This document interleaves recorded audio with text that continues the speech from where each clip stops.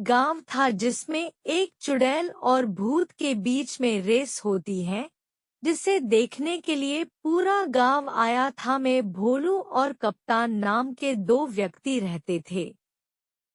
रत्नपुर गांव के करीब के जंगल में एक डायन का आतंक था। रत्नपुर गांव के बहुत से लोग उस जंगल में गायब भी हो चुके थे। संपत और कप्तान उसी जंगल से गुजर रहे थे। संपत, अरे कप्तान भाई, हमें शॉर्टकट रास्ते से नहीं आना चाहिए था। यहाँ से जल्दी चलो। सुना है यहाँ पर लोग रहस्यमय तरीके से गायब होते हैं। ये जंगल बड़ा ही डरावना है। कप्तान, अरे, मेरा चेला होकर बुज़दिलों जैसी बातें कर रहा है।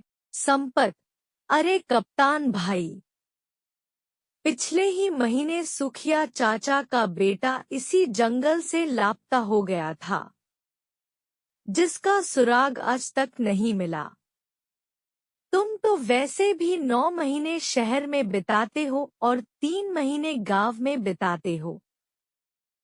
तुम्हें क्या पता गांव में क्या चल रहा है? कप्तान, अबे तुम गांव के गंवार क्या जानो शहर के आमदनी के बारे में? तुम तो बस सारा दिन मुंह उठाए गांव में फिरते रहते हो। कितनी बार बोला है तुझे चेला कि मेरे साथ शहर आ जा, लेकिन तू ये गंवारों वाली जिंदगी छोड़ना ही नहीं चाहता। तभी संपत की नजर एक पॉलिथीन पर पड़ी जिसे गुरु पकड़े हुए था। संपत, ये हाथ में क्या पकड़े हो कप्तान भैया?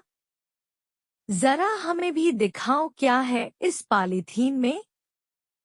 कप्तान, अरे कुछ नहीं संपत, मेरी पत्नी ने शहर से कुछ डायपर के पैकेट मंगवाए थे, बस वही हैं।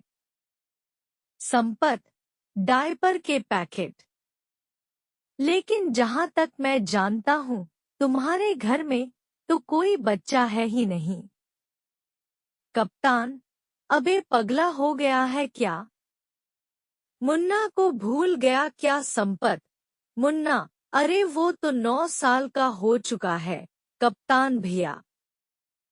सांड की तरह फैल फैल कर मोटा ताजा हो रखा है। क्या वो अभी भी ड्राइवर पहनता है कप्तान? तुम गांव के गंवार क्या जानो? तुम गांव के गंवार इस बात को नहीं समझोगे। हम शहर के रहने वालों के तौर तरीके कैसे कैसे होते हैं। संपत, बड़े शहर वाले बनते फिरते हो। अरे सीधे सीधे ये क्यों नहीं कहते कि तुम्हारा वो सांड जैसा मुन्ना अब भी बिस्तर पर सूसू कर लेता है। कप्तान, अरे मैंने उसे बड़े लाड प्यार से पाला है। संपत, क्या खाक लाड प्यार? अरे कान पर 2 मारो उसके, बिस्तर पर सुसु करना बंद कर देगा। संपत ने यह बात बोली थी कि तभी अचानक देखते ही देखते चारों ओर धुआं छा गया और अजीब अजीब सी आवाजों का शोर होने लगा। कप्तान, ये धुआं कैसा संपत? मुझे कुछ भी दिखाई नहीं दे रहा। तभी संपत के कानों में कप्तान की चीख टकराई। चीख सुनकर संपत बुरी तरह से डर गया और बेहद फुर्ती से वहां से भाग गया। कुछ ही देर में संपत भागता हुआ गांव पहुंच गया और चिल्लाते हुए सबसे बोला। संपत, अरे गांव वालों कहाँ मर गए तुम सब के सब निकम्मों? तुम सब के सब जल्दी से मेरे साथ चलो।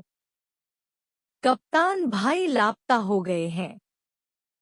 संपत की बात सुनकर गांव का मुखिया गुस्से से बोला। मुखिया, क्या बात है संपत?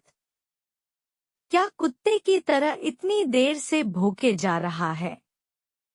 लगता है तू आज भी शराब पीकर आया है। कितनी बार कहा है तुझसे कि ज्यादा मत पिया कर, लिवर खराब हो जाएगा। अबे मर जाएगा किसी दिन। संपत, जल्दी चलो मुखिया जी, गजब हो गया। मैं कप्तान भाई को बस स्टैंड लेने गया था और लौटते हुए हम उसी जंगल से गुजर रहे थे जिस जंगल में वो डायन रहती है। अचानक चारों ओर धुआं धुआं छा गया और कप्तान भाई की चीख मेरे कानों में टकराई। मैं बड़ी मुश्किल से अपनी जान बचाकर भागा हूँ। मुखिया, तू दोस्त के नाम पर कलंक है। अपने जिगरी दोस्त को जिसे तू अपना गुरु मानता है, उसे अकेला छोड़कर भाग आया और हम सब गांव वालों को निकम्मा बोल रहा है।